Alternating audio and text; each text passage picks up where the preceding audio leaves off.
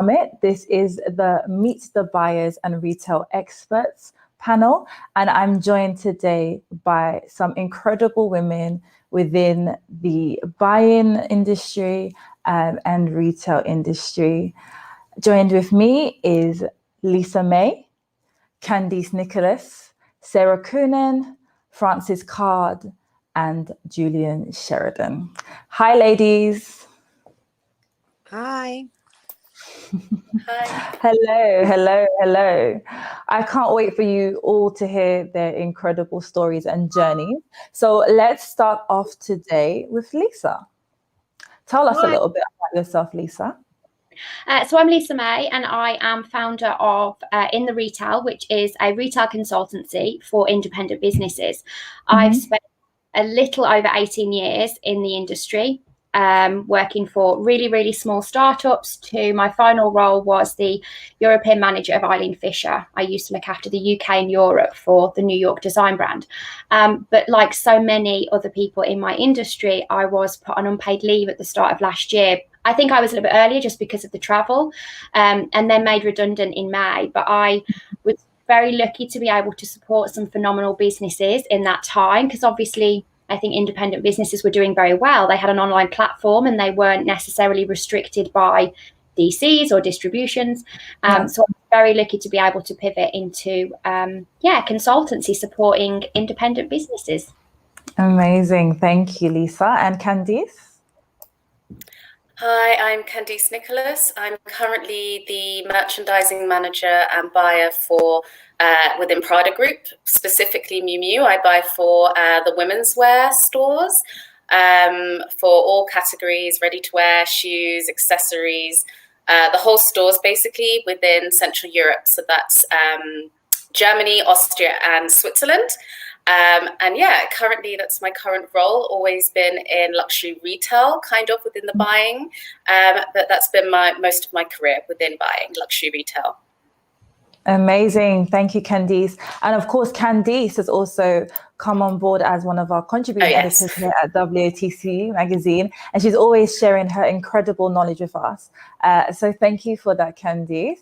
And then there is Sarah, who is also a contributing editor with us. Sarah, introduce yourself, please. Hi everyone, I'm Sarah Coonan. I'm the buy-in director at Liberty. So for anyone who doesn't know Liberty, it's an absolutely iconic London department store, a real kind of British institution, and I've been there for about 10 years. And prior to that was at Harrods. So I've spent most of my career in the luxury goods industry. All right. Amazing. Thank you, Sarah. And Frances, please.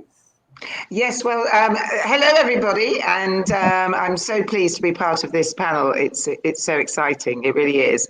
So I have been in the industry. I don't tell you how long I've been in the industry because that then tells you my age. So I'm not going to tell you.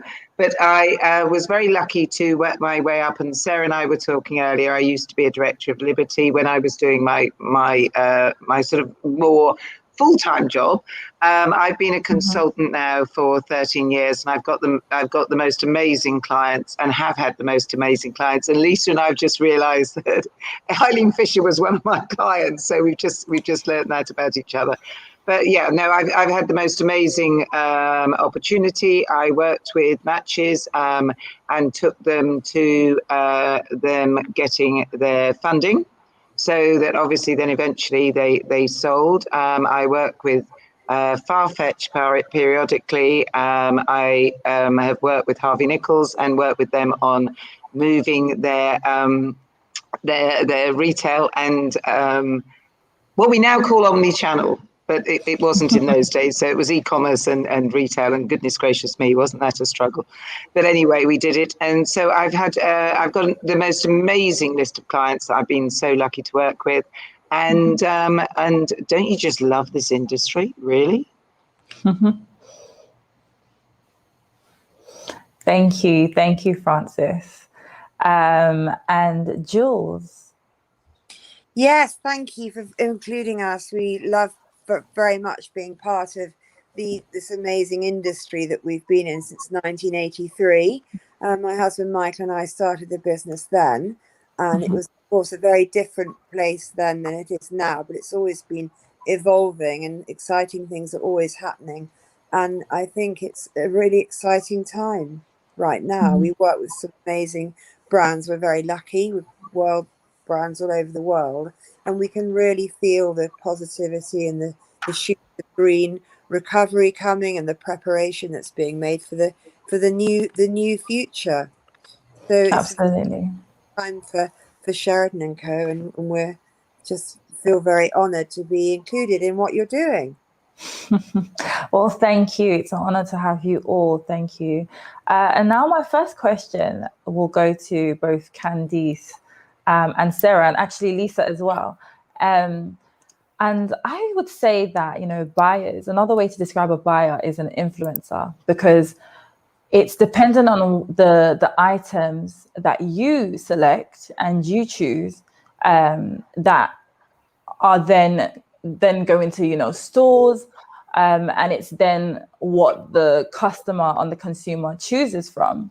So how do you feel about that statement that, you know, you are sort of, you know, influencers, and what is that process like of having to really know the consumer, to know what's in the future and what's coming, what's on trend, if I can say that, and how to really meet their needs? And if Candice could go first. I actually didn't think of it in that aspect as an influencer, but you're correct in terms of you dictate exactly what the consumer wants to have 6 months before it lands in the stores. But of course, that's with a lot of research and analytical analysis, for example. And when you go to the showrooms, really the brands dictate this as well. But I would say actually maybe when I first started in buying in Harrods, it was about 6 years ago, I would say that buyers were more influencers at that time. You know, at the time, brands would come to you. You would say polite yes and no, thank yous. You'd get a lot of samples. But now it's actually twisted, where I would say actually a lot of it's a bit more of an even playing field with social media and Instagram, whereby a lot of brands have already got their cult following. And this is where you can see sometimes the brands, especially contemporary brands, can dictate to you what to put in your stores, because they already have a following of Gen Z, millennials, for example. So I would say it's a mixture. I would say buyers, yes, they do influence exactly what's clients want to have. It's in the stores, you're buying the product, you're sourcing new brands. And I think within my career, when I worked at My Teresa, when you're working with such a big brand portfolio and you're traveling so many markets, yes, you're influencing what's in the stores, but I would say now it's a level playing field where the brands and also influencers influence your job. Yes, that is very true. And Sarah, how do you feel about this? Yeah, similarly to Candice, I think the ultimate influencer is the customer, and as a buyer, that is my inspiration. So I'm obsessed with the customer. So almost from a kind of academic perspective as well, I find it really interesting what makes people think, and how different cohorts of customers make up a company's overall customer base. And it's really fun getting to know those people and understanding what they actually want from a brand and a retailer. And then I think the buyer's job is almost an enabler rather than an influencer. And I think there's certainly an amount of influence that comes with being a buyer, particularly when you work for a globally recognized brand or retailer. But what's really exciting is that you can understand what the customer might need before they realize what they need, and you can work on building that and creating it for them.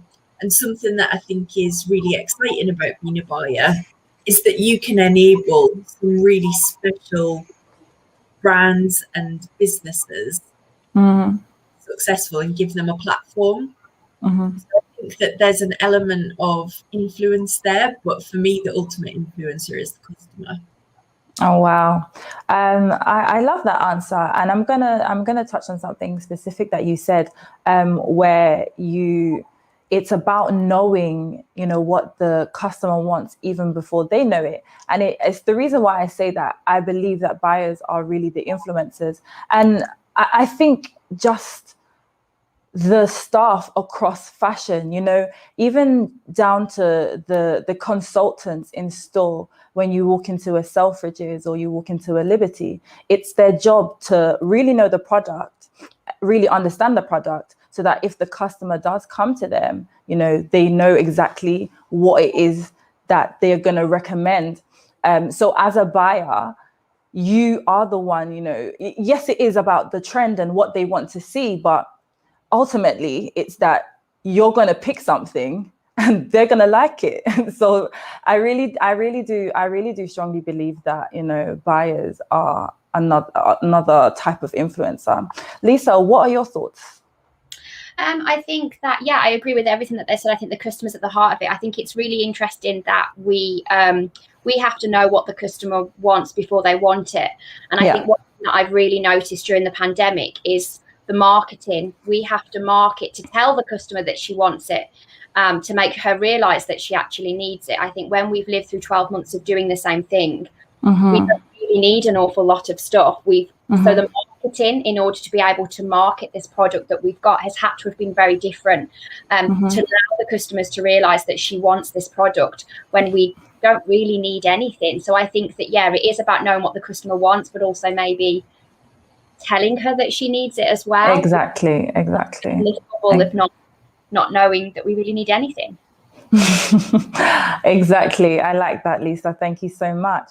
And now my next question is for Julien.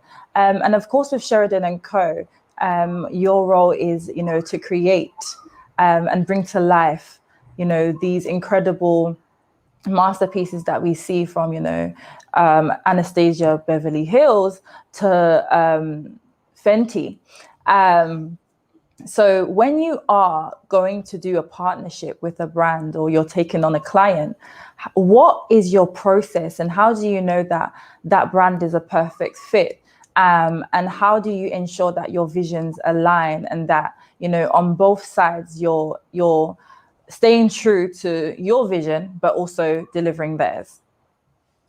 I think a lot of it is about education, and you use the word process. We have quite a process that we know works. So a lot of it is about, before we start working, we do strategy and a lot of study into what the brand means and what it's trying to say, because people don't want surprises. They don't want, in the old days, you drew your piece of your work about your portfolio and they'd go, wow. Well, it doesn't work like that now. This is a collaborative process.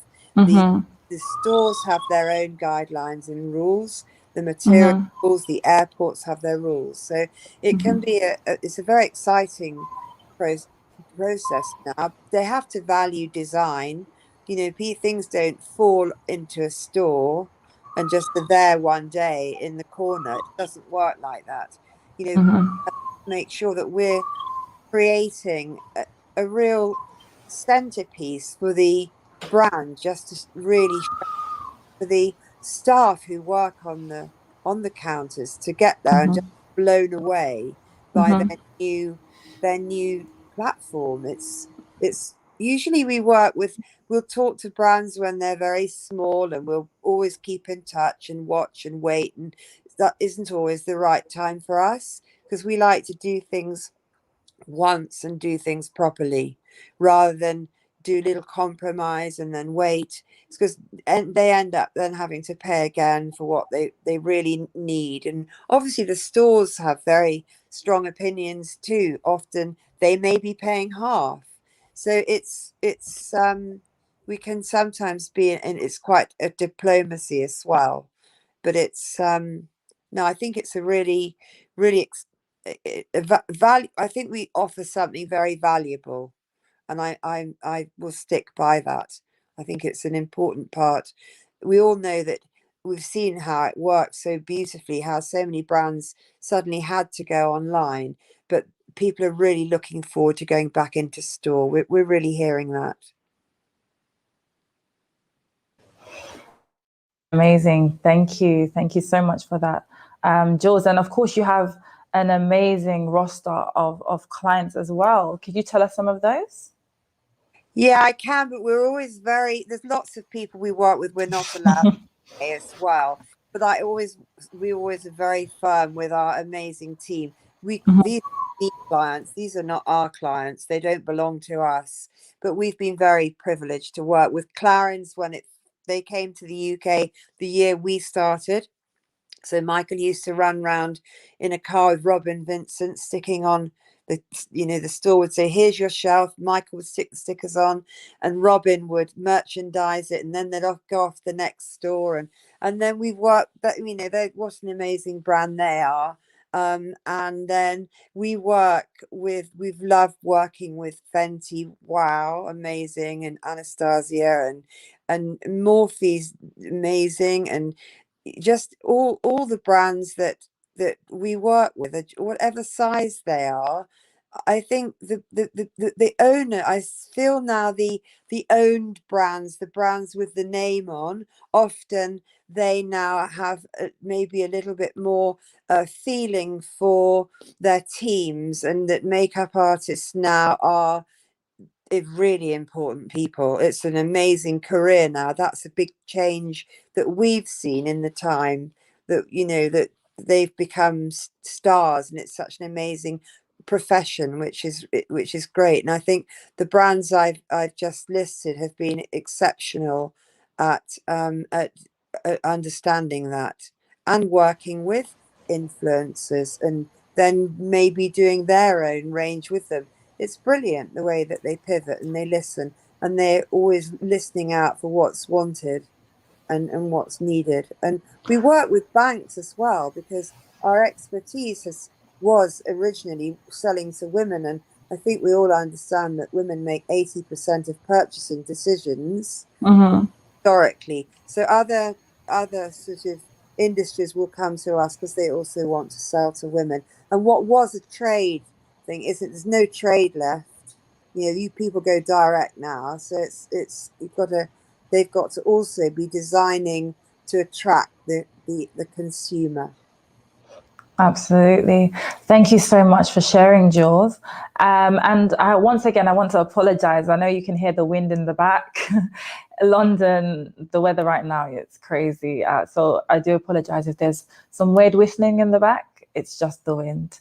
And now on to Francis. Now, of course, you have been in the industry for many years, and you've got incredible experience. Now, from going from Matches as a COO to now owning your own consultancy, what are three lessons or three key things you've picked up along the way, and how has the industry changed? I think one of the biggest things I've learned in all aspects of life, but mostly in my consultancy, is listen. Number one, listen. And I always remember when Tom Chapman brought me into Matches, he gave me 3 days just to listen to people before I came up with a plan. And he may or may not have accepted the plan, but he let me listen to people. And during those 3 days, I learned the biggest lesson that at that time, Matches needed to change. And that was purely by just having the opportunity to talk to people. So I think listening is amazing. I think, and Sarah touched on this, and I always used to do this when I was director of Liberty, was about the team. And I was the only director at my time when I was there. I was the only director that used to go into induction. And I would always go into induction because I sort of firmly believe, and I don't know if everybody agrees with me or not, that a really good salesperson has a vocation. It's not just about a job. They actually have a vocation. They want to learn the product that their buyer has bought for them. They want to learn about the customer. They're so clever. They have 2 minutes to sum up somebody. How much money are they going to spend? What should I show them? what's right for them, and how much time should I spend with them? And that's it, done. And I think that's an incredible skill. And I think it is, Absolutely. it's a vocation. I really believe that. And I think the third thing is when you're a consultant, when you have a vision and you sell that vision to the company you're with, you have to have your complete heart in it. And you have to, if you say, as I've said to a few companies that I've been with, we must sell, we should move on, we should do this, or this ain't working. We've got to get rid of it. We've got to do something with it.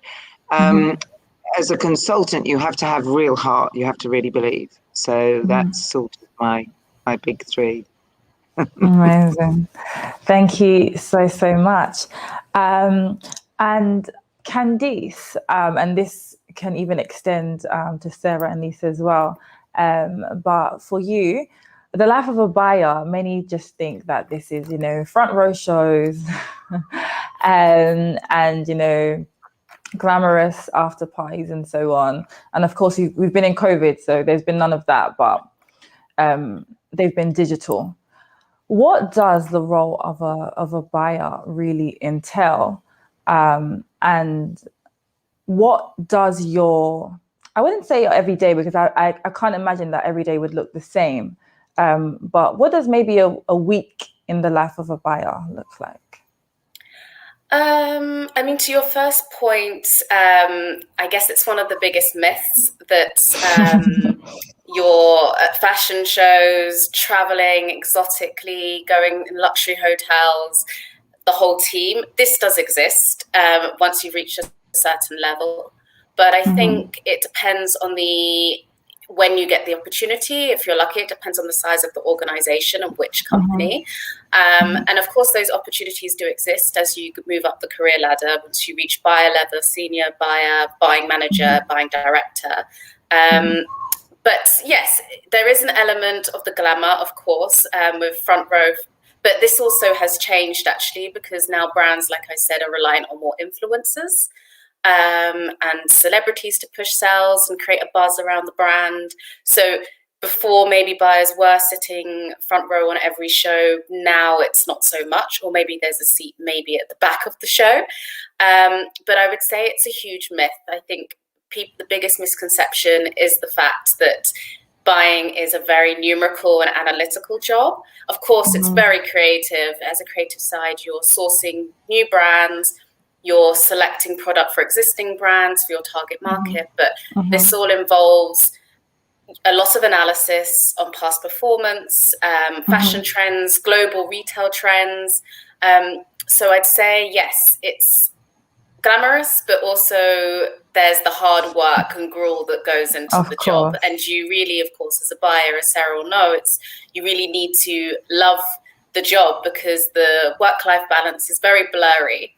So I would say, no day is the same, as cliche as it sounds. It depends on the time of the year and market. Some parts of the year, your month's traveling, sourcing product, but once you select the product and product comes into the stores, it's about trading the product. It's about reorders, numerical, analyzing sales, making sure you're pushing the sell-through and the maximum sell performance of each brand to really push your category that you're looking after. So it really depends on the season of the brand, but it's mostly developing the collection, the sales plans, ordering and merchandise, and a lot of execution of what the market and competitor analysis that needs to be done. But it also depends on what kind of buyer you are. If you're working for a multi-brand, if you're working for Liberty, Harrods, Selfridges or Bergdorf's, it's very different to working in-house in a brand.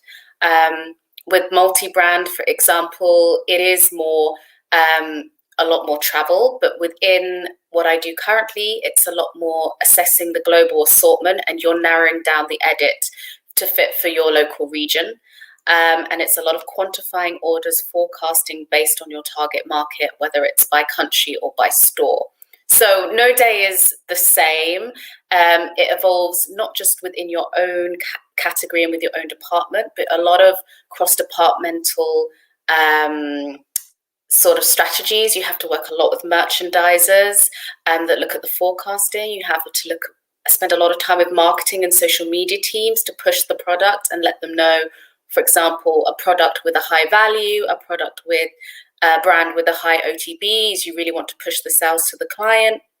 So no day is the same, which is the most cliche thing to say, but the best part of the job. You're never bored, and every season and every year is very different. The part last year or the year before previously is very different to the year and then the next year that you'll have when you're next buying within your role. Amazing. Thank you. That was very insightful, Candice. Thank you so much. And Sarah, what I'd like to know is, how do you continue to, gain knowledge and improve within the industry and your sector? Because of course you've been, within the buying sector now for 10 years. So how do you continue to, get better, I'd say, at what you do and ensure that you're always just learning? Because of course, to have made it so far and to have this 10-year milestone must mean that you're just constantly upskilling yourself. Yeah, I'm a big believer in self-development, and I think that that's something that is a prerequisite to any successful person. And the world is changing at such a fast pace now, and retail is in the throes of transformation. And I think the digitization of the retail industry has been a roller coaster ride, and people have had to adapt and learn new skills. And so I'm an avid reader of books. I think there is not a problem. In fact, I think I said this when I wrote an article for you, is there's not a problem I've encountered yet that couldn't be solved by reading a book. So I think I just did a big order on Amazon yesterday about kind of the digital funnel. So when you're trading a website, that's a really important series of metrics. And as a predominantly bricks and mortar based retailer, it's a skill that I'm yet to master. So I think you've got to be very self-aware. You've got to realize what the key skills and behaviors are driving the market at any given time.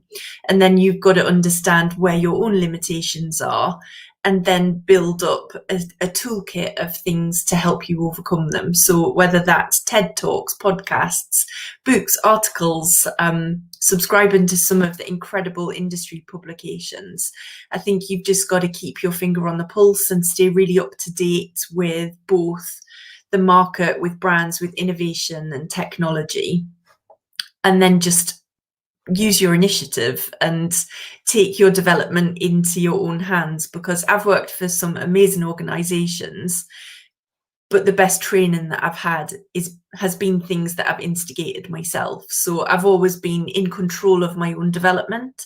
And I think as people, particularly young people, get into the industry, that would be my number one tip for them, for their own career progression, is wait for somebody to train you on something. Seize the opportunity yourself and look for the various things that you can get your hands on. And much of that is free.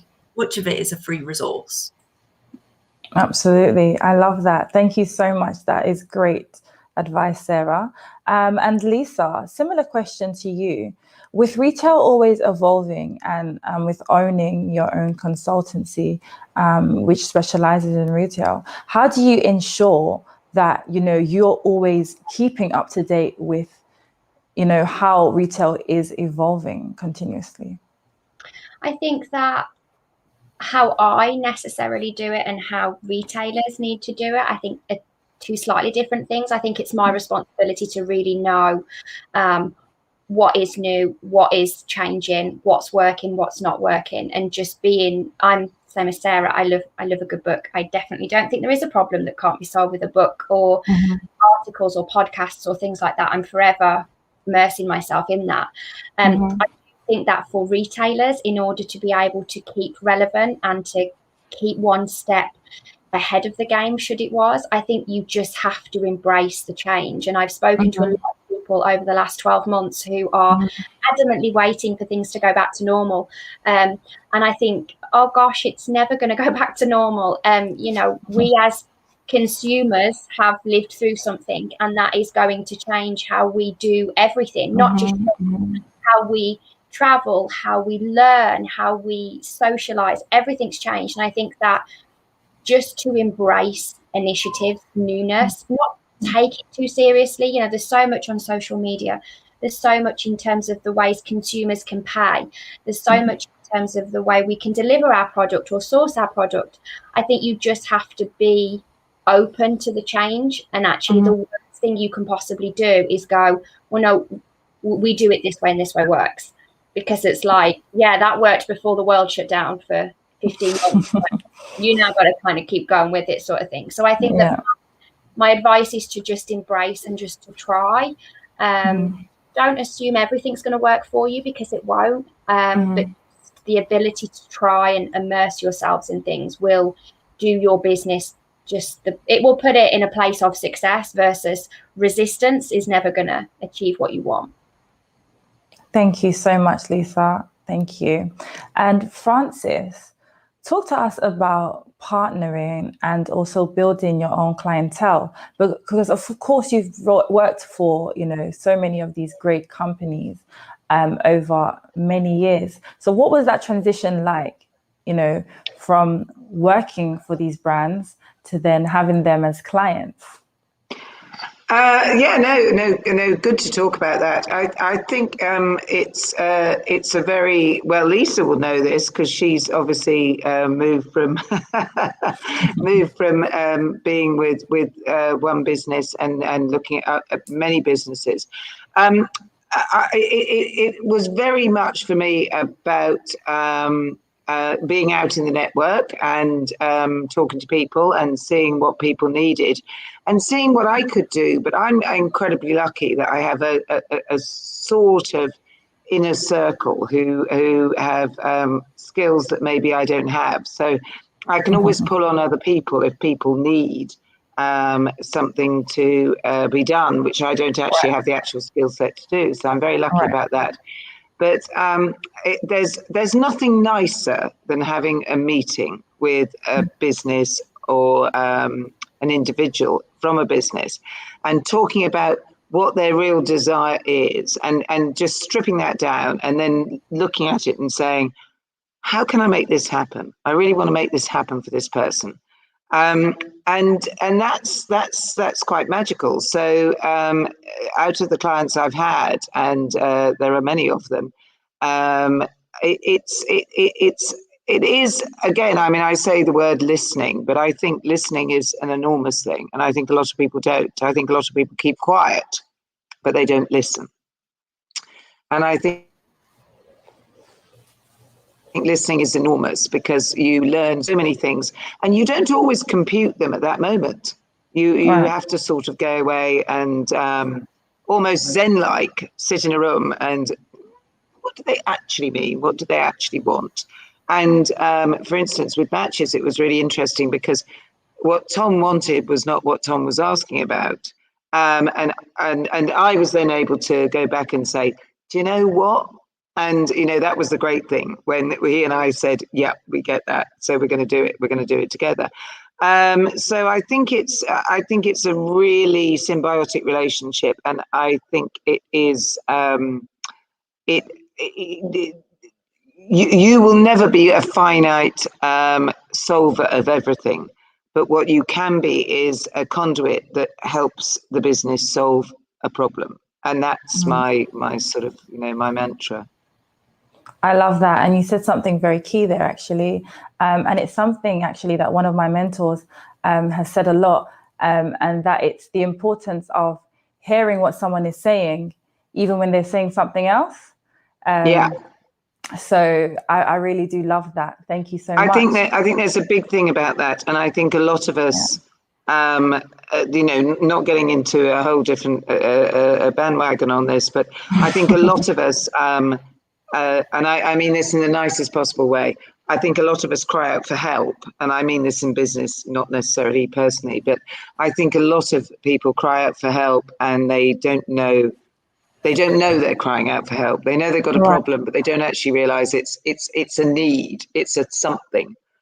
And now I'm moving my arms about, and I'm sorry, I'm doing that thing. No worries at all. I usually move my hands a lot. It's only because I've got this iPad in my hand. So maybe that's it. Have an iPad in your hand. You don't need your hands. Great. Thank you so much, Francis. That was very insightful. And Julien, for yourself, what does the future of retail look like for you? And I know you've actually spoken and touched on something like this when you contributed for WOTC, but I'm just very curious, especially with the new developments and, what will be unfolding for our lockdown in the UK. What does that future of retail look like to you? I think, again, it's going to be, people need, it's the human touch, it's the belonging, it's the gathering, being welcomed, it's being smiled at, it's being helped. It's the sort of psychology of being able to have assistance from some very well-trained, member of the team who's actually going to make a difference to how you feel. And I think more and more in life, people are missing this, not just because of, I think a lot of the changes in retail, I think we will all agree were coming anyway before COVID. A lot of this was winging its way towards us, the problems with the high street and things. So I think people are prepared for change. And, we had the red lipstick effect with the terrible 9/11. I don't know if you are aware of that, but lipstick, the red lipstick around the world just went sky high the next day because a week or 2 weeks, because it was a little tiny bit of power, bit of control that people could have, bravery, slap something, slap it on, and they felt strong and they went out again. But we're definitely seeing a lovely community thing about stores now. It's a real, it's that people working behind the counters. It used to be very transactional. It's not now. It's just amazing.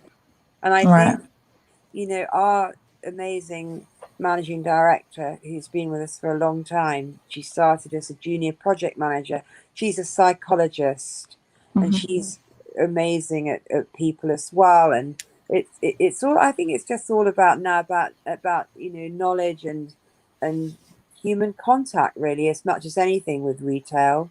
I really do. And I think that people, as you say, reading, learning, listening, I think people are desperate to go back into stores. I don't think it is the same.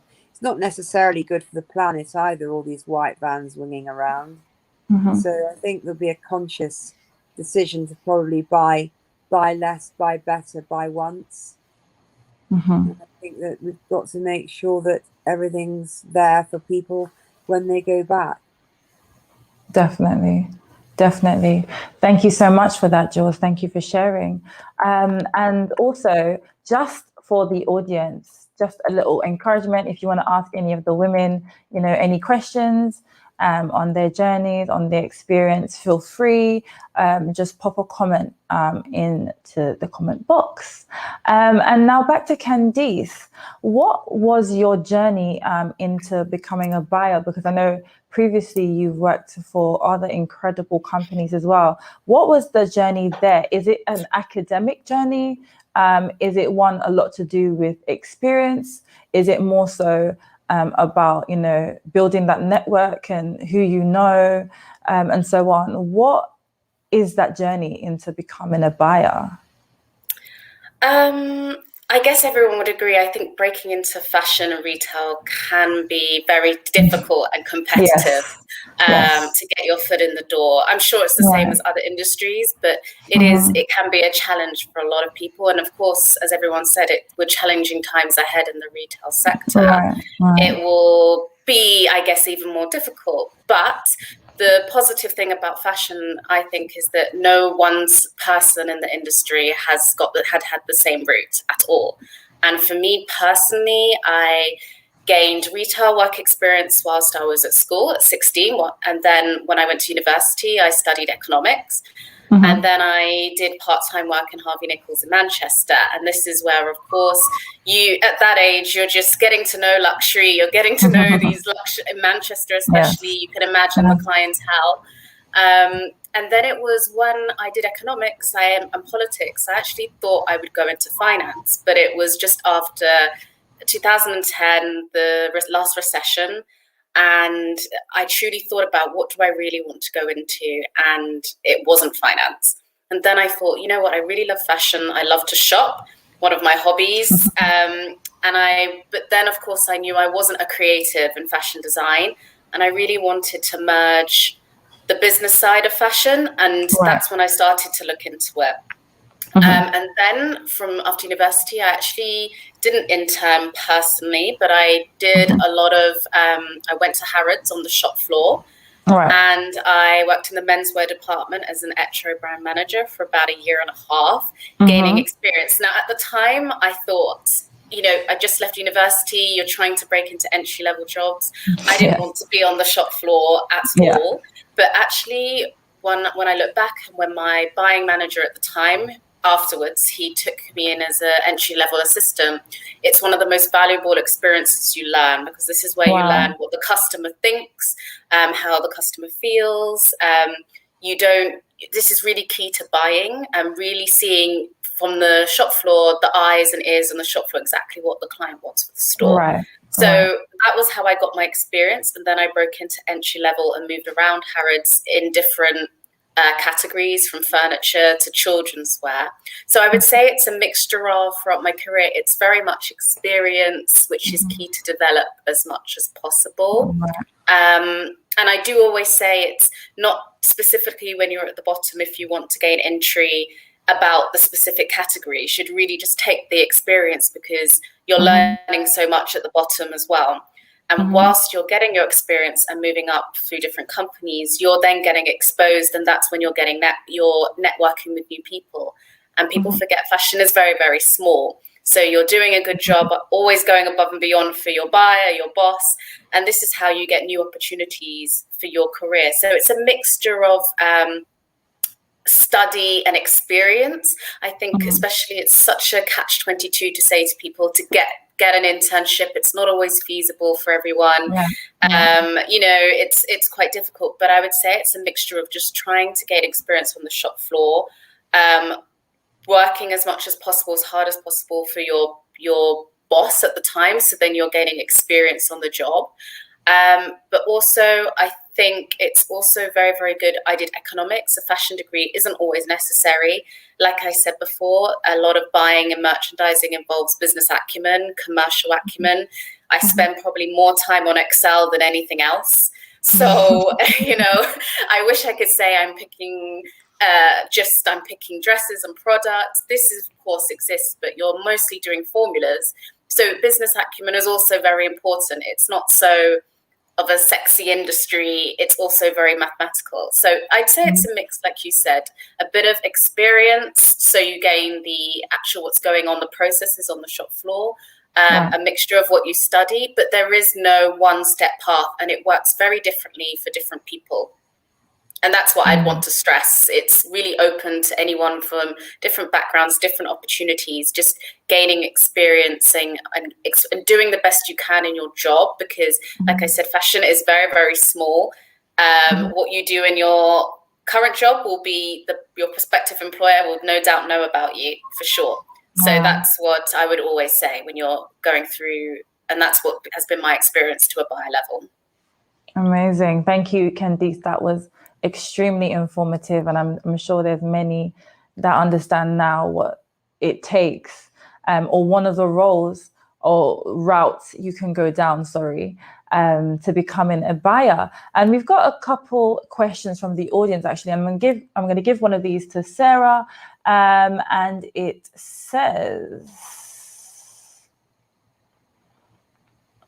I'm just waiting on that to pop up on the screen. Gosh, this is taking a long time, isn't it? I'm just going to read it from where I can see it. So it says, how would you advise small businesses package themselves to have their own, okay, I can't see it anymore, to have their products bought by buyers. This is more for multi-brand stores or online multi-brand stores. And I'm gonna give that one to Sarah. I think there's a couple of things in that I would recommend. So no doubt about it, it's really challenging to get in front of buyers purely because there are proportionally few retailers and many brands. So on a personal level, I am inundated with new brands that would love to be part of Liberty. It's one of the things that takes up the most time in my job, and it's really difficult for buyers to give airtime to enough of those new brands. So to make yourself stand out, I think you need to first and foremost demonstrate that there is demand in the market for what you're offering. So make sure that you really critically look at your brand and what the proposition is, how big the market opportunity is, and which are the right retail partners for what you've got on offer. And make sure that you strategically go to those retailers first. So you might want to be at a retailer like Liberty, that might be your dream, but if your brand proposition doesn't fit with what that retailer is known for, it might not actually be the best route for you. You might need to look at another retailer. Once you feel really comfortable and confident that the demand is there, you've got a certain amount of success proven, I think the most effective way to get a buyer's attention is either through recommendations and introductions by a mutual connection. I think that is the fastest route to being on a buyer's radar.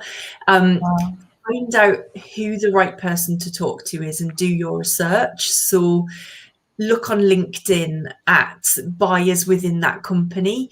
If you're selling a beauty product, seek out the beauty buyer. If you're selling cushions, seek out the homewares buyer, and try to narrow down who you're trying to talk to. If you try and go to the buying director or the managing director or the marketing director, you're probably going to have a much lower success rate because they're not the people who are actually selecting the product. So I think it's those things. Get your brand proposition right and make sure the product's right for that retailer, and then find the right person and try and get a mutual friend, contact somebody to do an introduction, because I think you're more likely to get a response or a meeting that way. Perfect. Thank you. I think you really covered that question there. And I hope that has answered that question. Thank you so much, Sarah. And Francis, I'm sure everyone is also interested to know, how your journey began in retail and how you landed, so many of these incredible positions. So again, the very same thing that I asked Candice, was it an academic route? Was it one a lot to do with experience? Was it one where you got this through, your network and those that you know? Sorry, Francis, I think you're on mute.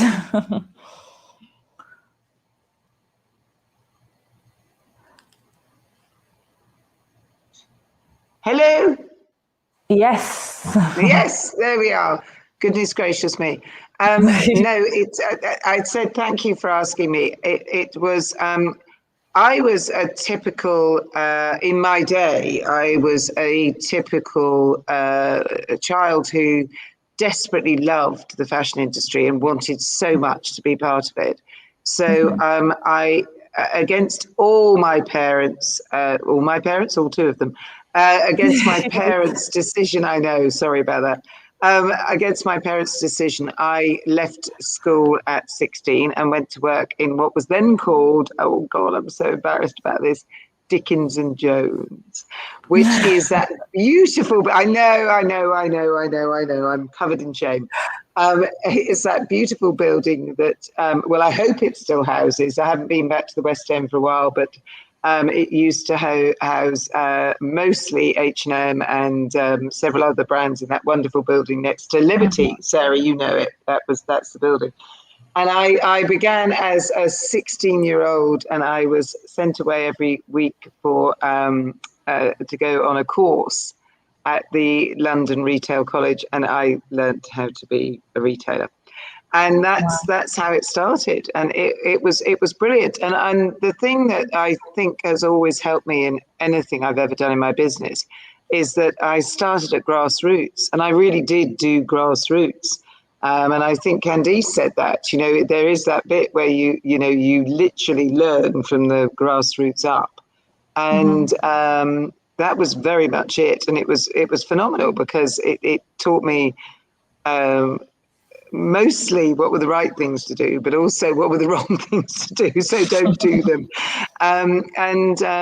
It also means, I think, as a consultant, and Lisa might recognize this, as a consultant, you're able to talk across the spectrum. You don't just talk about one thing. You literally know. Is this not right, Lisa? You know the whole thing, don't you? You know that you can talk about logistics, you can talk about operations, you can talk about health and safety, you can talk about buying, you can talk about sourcing, you can talk about patterns, you can talk about creation of I'm doing the hands again, sorry people. And keep the hands down. I'm always told that whenever I'm on a Zoom call, keep the hands down. But I think that's just a really, really good thing. And anybody that wants to get into our industry or is in our industry, those moments that you have when you're growing are awesome. I mean, they are the thing that creates the beast that becomes you. Yeah. And it's not done me so badly. So I'm very, very grateful.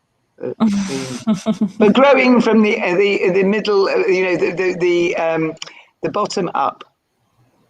Amazing. Thank you very much for that, Frances. Thank you. And Jules, I'm going to ask you the very same thing. But of course, Sheridan&Co is a business that you founded with your husband. So tell me about that journey towards there and being an entrepreneur and a business owner. We started by mistake one Wednesday. No planning. Somebody said, "What's your P&L?" We didn't know what a P&L was. Oh wow! 5 months we had first bad debt, and we went to our bank manager, whose name I still remember, amazing, NatWest, and we said, "Excuse me, can you tell us how to go bankrupt?" And he went, "What are you talking about?" We said, "The guy that ordered the units from us had no authority whatsoever. He ordered a Swiss company that owned the cosmetic brand are not going to pay us, although the units are now in store. You know, rather a big mess up." And he said, "I haven't listened to you for 5 months to have you coming in here moaning with your tail between your legs. Get out and get on with it." So that's what we did. And we've now got 2 of our children in the business amongst the team. Wow. One has left to go to do his MBA at Oxford, which he's self-funding, and it's just grown. And it's always been a team, really. It's not just about us at all. We've had some great people in our team. Sometimes they go, sometimes they come back, but no, we started by mistake, Rita. We did. And, you just have to work hard. The man or woman at the top of the mountain did not fall there. We worked that out pretty quickly. Absolutely. Thank you so much for that. Thank you for your honesty, Jules. And Lisa, since starting out and owning your own business, what has been one of the most difficult decisions you've had to make? I think maybe not one of the most difficult decisions, but I think one of the most difficult things I've had to get my head around, if that's okay. It's just I'm going from working for a company and then having to sort of run a company as well as do a job. Yeah. I could not get my head around that I had got to be good at everything. Like, I've got to be all of a sudden good at social media. I've got to be good at doing email marketing. I've got to build a website. I've got to do all of these things before I even get to the point where I get to sit down and do my job. And I think that is probably one of the most difficult things in terms of going from working for somebody and just knowing, not necessarily having that to-do list, but just focusing on the 9 to 5 of your job, and then having probably, I don't know, 12 hours a day figuring out all the other stuff before I get to do the job. I think that for me been, and I'm only 12 months in, so I've got a lot of learning. I'm nowhere near where Francis is, but learning. But yeah, that was probably the biggest thing that I needed to get my head around, that I just couldn't. It was difficult. I love that. Can I ask, how have you managed to, I wouldn't say overcome it, but how have you found solution for the fact that, you know, you had to do so many things? I think just doing what I know works. There's a lot of noise. There's a lot of things out there, social media, there's just so much that was really foreign to me. I wasn't necessarily somebody who spent a lot of time on social media before this. And I just had to, I'm all about the numbers. So I was like, what's working, what's not working, what's bringing the clients in, what's not, what do I feel comfortable with? And I just focus on that. There's so many other things that I could probably be doing, which, you know, should I get to the point where I can outsource it, I'll outsource it. I'm not going to worry about it at the moment, because it does take up a lot of your time. So I think know what you're good at and know what works, and just focus on it. And that's to advice to any sort of small business owner. Don't try and excel in everything, because you just won't. Be really strategic. You'll end up doing quite well with the few things that you choose to do. Amazing. Thank you so much. And I can see here that we actually had another question, but I think, Sarah, you actually answered it anyway, in where you said that it's, you know, the best way is to know someone. And someone asked, are buyers open to pitches from small businesses? If so, is there a specific format that is favorable? So either Sarah or Candice can take it, but Sarah, please go ahead. Cool. Small businesses and big businesses, there's really no preference. It's not really about the size of business. It's whether there's a gap in your offer. And there's a lot of luck involved, because if you're looking for a specific type of brand at a certain price point, because that's where the gap is in what you currently do. And like Candice said, buyers are kind of data people. So we are led by analytics and numbers. And so if you identify that there's a gap, that's where the opportunity is to fill it. So just by stroke of luck, you might be a small brand who actually fills exactly what that buyer is looking for. Liberty always has and always will specialize in emerging brands. So small brands are a win for us. We love new to market. We love working directly with founders. And it's such a buzz being a part of that brand story. So being a small brand isn't off-putting at all. It's something that can actually go in your favor if you don't have a great deal of presence in the market. The thing that is most important is that it's an incredible product that is beautifully made, that has a really interesting and unusual story, and ideally a founder behind the brand. I think these days customers just want connection, and a customer wants to connect to the brand that they're purchasing. It's really important that it speaks to their values, that it speaks to their lifestyle, and it's all of those things that are important, not the size of the business. Amazing. I was going to say that the same as Sarah, that it's not the size, and if anything, it can work in your favor these days to be an emerging small brand, because every retailer now has maybe similar portfolios, and they're also eager to differentiate themselves. Selfridges wants to be different to Harrods. Harrods wants to be different to Harvey Nichols. Net-a-Porter wants to be different to Matches, for example. So I feel like as long as, with small brands, especially like I think I said at the beginning, a lot of the small brands already do have an underground cult following already somewhere on social media. And it's always helpful to have this as a window, because buyers are very time poor, that's the word. And sometimes before, back in the day, a brand used to send you an email, and of course it's great to receive the brand image or the pictures, but actually if you've got the link of Instagram, you just quickly just look at the window, you see all the product. It doesn't have to be anything fancy, but if you've got cult pieces there that you think, my client would really want, then the buyer will automatically see the window of opportunity, arrange an appointment with you at the next market, and it works like this, or if you're sending us samples. So I think it's very good now, the contemporary emerging brand market, like Sarah said, of Liberty, it's such a growing market because there's so many young people especially that want cult pieces, hit product, trend-led, one season, then it's the next brand. So it's very much the time really for a lot of emerging designers to really get themselves out there. As you know, heritage, there will always be the luxury customer that will stick to the heritage, the Chanel's, the Dior's, but the real innovation is in the emerging designers. And there's retailers also want that on their portfolio, because these are the ones that are making more of a change. So I would always recommend, make sure you have at least some following on or impact or following on social media, because then a buyer can literally just see what you're doing, see your cult product. And it's worked for so many, like the Jacquemus's now is huge. And this started off very small. So it's all about just having your cult product, believing in your product and a good story and something very niche and different to what's on the market. Perfect. Thank you so much, Sarah and Candice, for that. And thank you all for tuning in. We have now come to the end of Meet the Buyers and Retail Experts.